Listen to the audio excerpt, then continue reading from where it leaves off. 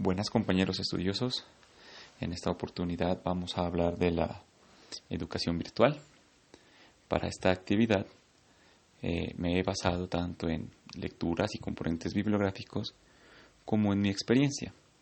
debido a que trabajo como docente del área de tecnología informática hace ya 8 años y he tenido la oportunidad de trabajar lo que es la parte de la educación que incorpora herramientas tecnológicas como son las TIC,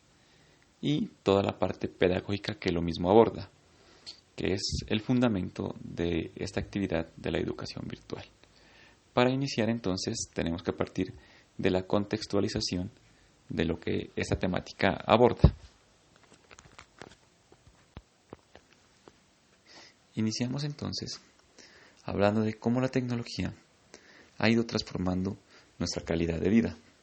no solo en los aspectos básicos, sino también en la forma en la cual nos relacionamos, accedemos a la información y procesamos todo tipo de decisiones a través de lo que como información podemos llegar a encontrar en los diferentes dispositivos tecnológicos.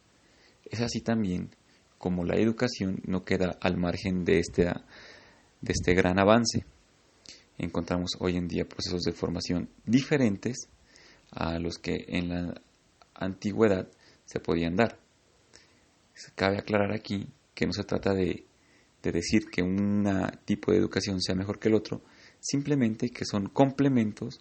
a los procesos de enseñanza-aprendizaje. Para las personas que hemos trabajado en el campo de la educación, sabemos o entendemos que la pedagogía es el fundamento de un proceso de enseñanza-aprendizaje, porque estamos hablando de 3 factores claves, como son dar a conocer una información, el proceso de comunicación que se genera para que esa información llegue realmente a la persona a la que se la queremos comunicar, y la forma en la cual cómo esa persona asimila esa información y construye un nuevo conocimiento. Es por eso que tenemos que destacar que para poder llegar a un aprendizaje significativo es importante darle la prioridad que tiene el ser pedagógico, porque si bien la tecnología nos ayuda y nos complementa y es un motor de infinitas posibilidades para todo el proceso de enseñanza-aprendizaje, es la parte pedagógica la que realmente tendrá el protagonismo en todo proceso de formación. Por eso no podemos dejar de lado la una o la otra, como les decía, son complementarias y eso es lo importante a tener en cuenta antes de iniciar a elaborar esta propuesta que les traigo el día de hoy. El gran ganador de esta parte de la inclusión de la tecnología en los procesos de formación viene siendo el estilo de aprendizaje. Ustedes bien saben que los estilos de aprendizaje son la forma en la cual una persona recibe la información y la procesa, porque no todas las personas son iguales en cuanto a la forma en la cual aprenden.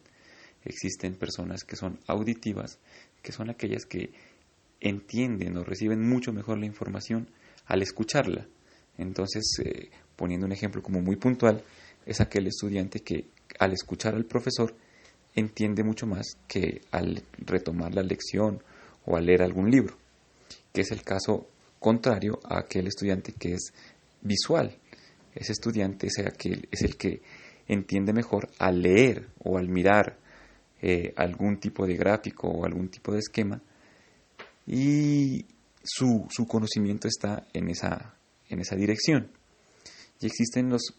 aprendizajes kinestésicos, que son aquellos que aprenden a través de la experiencia, cuando interactúan directamente con el experimento o con la acción que están realizando para construir ese nuevo aprendizaje. Entonces, viéndolo de esa forma, es muy, muy complicado decir que con un solo proceso se pueda llegar a dar un aprendizaje realmente significativo. Es ahí donde las tecnologías brindan una gran posibilidad, ya que a través de las diferentes plataformas que se puedan encontrar hoy en día o los diferentes aplicativos que se puedan encontrar o construir, y sobre todo los aplicativos multimedia que le permiten mucha interacción a una persona con los diferentes medios, se gana mucho en esta parte del aprendizaje, porque al fin de cuentas es el estudiante el que a través de una serie de presentaciones, sean visuales, sean auditivas o sean kinestésicas, va a escoger lo que a él le parece mejor para poder construir su propio aprendizaje. Y esa experiencia es la que va generando un ambiente de educación diferente. Y es ahí donde los procesos de enseñanza-aprendizaje ganan mucho terreno en comparación a los procesos tradicionales, en los cuales simplemente un profesor se para a dar su clase y no tiene en cuenta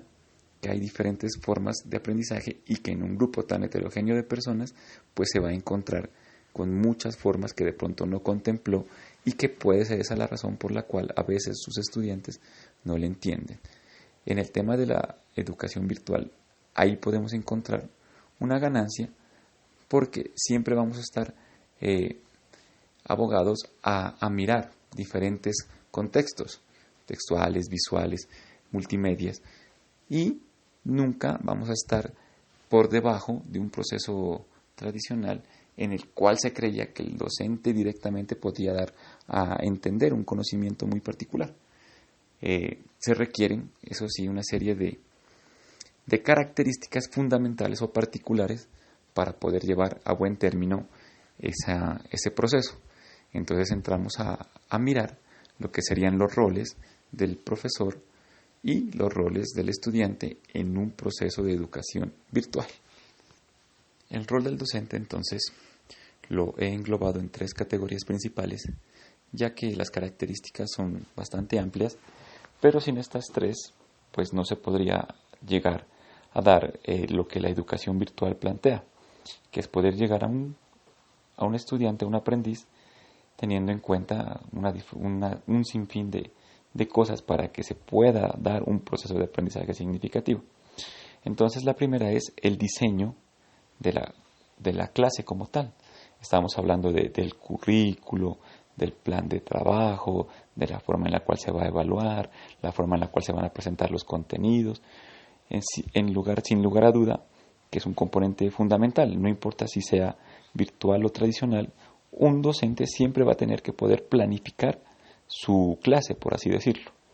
En un espacio virtual, esa planificación se convierte mucho más dispendiosa porque debe de imaginar o de prevenir unos escenarios en los cuales el estudiante se pueda llegar a encontrar. Y debe tener lo que sería el segundo módulo, pues la habilidad en el manejo de herramientas tecnológicas, porque está ahí la forma en la cual le va a dar vida a ese planeamiento que hizo inicialmente, la forma en la cual va a presentar sus contenidos, la forma en la cual va a encontrar sus evaluaciones y sobre todo la forma en la cual va a interactuar con sus estudiantes, debido a que, ya que presencialmente no va a poder estar dándole indicaciones muy puntuales, sí lo va a poder hacer a través de herramientas tecnológicas que le permitan estar en contacto de una forma u otra con ese estudiante y tratar de resolver esas inquietudes lo más rápido posible, de la forma más efectiva posible. Y para poder lograr eso, no podemos dejar de lado el tercer componente, que es el conocimiento de las herramientas, de las estrategias pedagógicas que va a utilizar para darle vida una vez más a su currículo. Es importante definir una metodología de trabajo, definir unos criterios y la serie de estrategias que va a utilizar para poder llegar a buen término con el proceso de formación. Estos 3 componentes entonces son los que en un rol el docente debería tener muy en claro para llegar a cabo su proceso de acompañamiento a través de la educación virtual. De la misma manera, enmarcamos en 3 componentes fundamentales lo que vendría siendo el rol del estudiante de educación virtual, partiendo del hecho de que en este caso sí es muy notorio que un estudiante de educación virtual va a tener un grado más de compromiso porque recae en él la gran responsabilidad de llevar a buen término su proceso de formación. Empezamos entonces con un primer componente, que es tener claro el panorama que le implica seguir a cabo su proceso de formación virtual, cuáles son las metas que desea alcanzar, cómo va a ser el proceso y toda la parte motivacional que eso implica para que pueda llegar a un feliz término en su práctica académica. Segundo, un nivel de madurez bastante alto debido a que tiene que cumplir con una serie de compromisos y responsabilidades que le van a permitir tener como más en práctica su proceso de educación. Se dice inclusive que este tipo de educación es para gente adulta que en el sentido de madurez está un poquito más desarrollado que, por ejemplo, los adolescentes o niños que sí requieren de un acompañamiento de pronto más específico. Tercero, vendría siendo el grado de destreza y de habilidad que tenga con el manejo de herramientas tecnológicas, ya que a través de las diferentes plataformas y dispositivos tecnológicos va a tener la interacción no solo con quien vendría siendo su tutor, sino con el acceso a la información y la forma en la cual el proceso de comunicación se va a dar. Entonces es bien importante que la parte tecnológica, desde el punto de vista de las habilidades, tenga un punto básico de formación por parte del estudiante. Hay cosas que se pueden ir adquiriendo con la experiencia, pero sí se requiere un nivel de destreza inicial para que pueda llevar a cabo el proceso de formación, sobre todo teniendo en cuenta que es un proceso de enseñanza-aprendizaje. Como estudiante de educación virtual, entonces, he planteado unas 4 características que personalmente quisiera alcanzar a través del desarrollo de este proceso de formación. El primero tiene que ver con la superación, tanto a nivel personal como a nivel académico, que pueda llegar a encontrar a través del proceso de formación que inició con la Universidad Manuela Beltrán. Un segundo ítem que es estar a la altura con el reto que propone el realizar la maestría en tecnologías digitales aplicadas a la educación y el perfil que esta carrera me genera para mi parte profesional, lo que me lleva a un tercer ítem que es el poder llevar a la práctica todos aquellos nuevos conocimientos y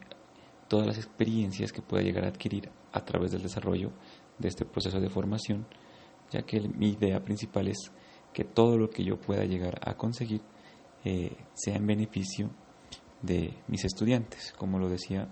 yo trabajo en el sector de la educación. Entonces, no solo es conseguir como se dice, un título más, sino un conocimiento que pueda llevarse directamente a las aulas y ponerse en práctica. Y una cuarta meta que es, pues, ya que hemos logrado desarrollar un perfil profesional diferente, pues, ¿por qué no llevar esa formación a otros campos?